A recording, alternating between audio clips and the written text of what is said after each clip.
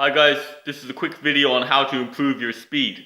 So top class strength and conditioning coach Jason Ferrugia from USA, he was given a few tips in his article why you're screwing up. It's a good article, why you're screwing up your sprint, agility and plyo work. So he was given some good tips on how to get faster at sprinting. So he was saying a few tips. No sprint should last longer than 10 seconds. Sprint 2 to 3 times a week. Make sure you're getting proper rest periods between your sets and also strength train. So first of all, no sprint should last more than 10 seconds. Like you hear about people saying, oh, they're doing interval training, like say 20-second sprint and 20-second rest. And I agree with him on this, that I've never seen the sense in this, because most people haven't learned how to sprint properly from a speed coach. So they have pretty bad technique and they're more likely to get injured anyways. But especially when you're doing 20-second sprints with short rest period. Like a 20-second sprint with short rest period, your technique, it was bad anyways, but it's going to get really bad. It's going to go out the window very fast. So he was saying, 10-second sprint per set, 2 to 3 times a week.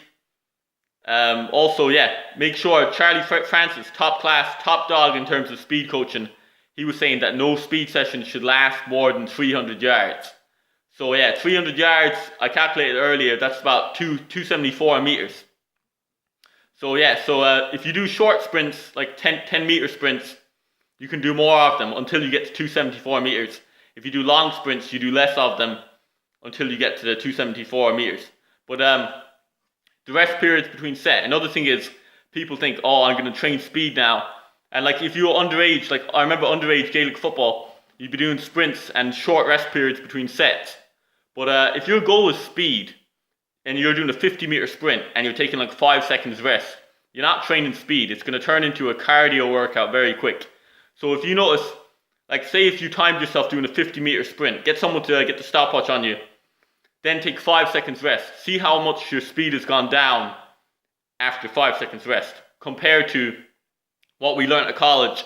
When your goal is to train raw speed, we learned that per 10-meter max sprinting, that you want to have at least 1 minute rest per 10 meters. So say if you've done a 30-meter sprint, you'd have at least 3 minutes rest between set.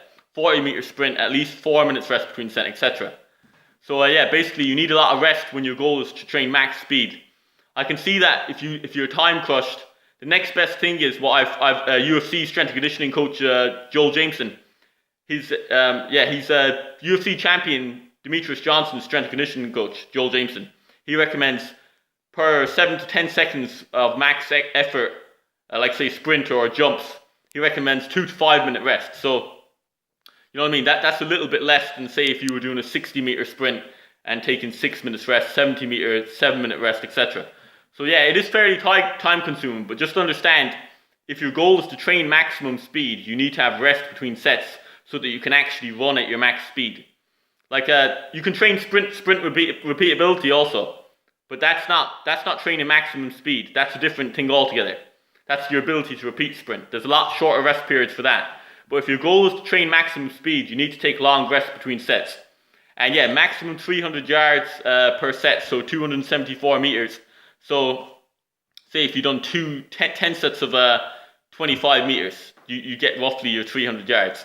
Or 10 sets of 30 meters, that would be slightly over 300 yards.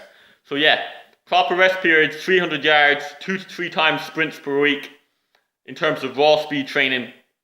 And lastly, make sure you do your strength training. So as I said before in the other video, about the more force you can put into the ground, the better your acceleration is going to be. So because you're taking off from a standstill, you're taking off from no motion. So you need force to put yourself forward.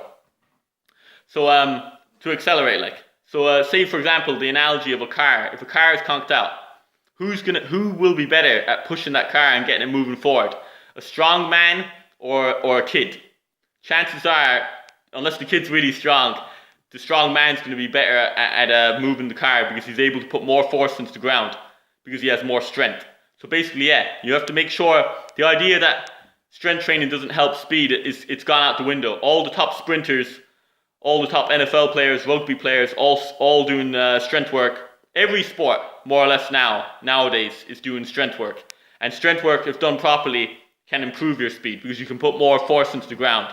So yeah, thanks for watching, guys. Any comments, questions, post below.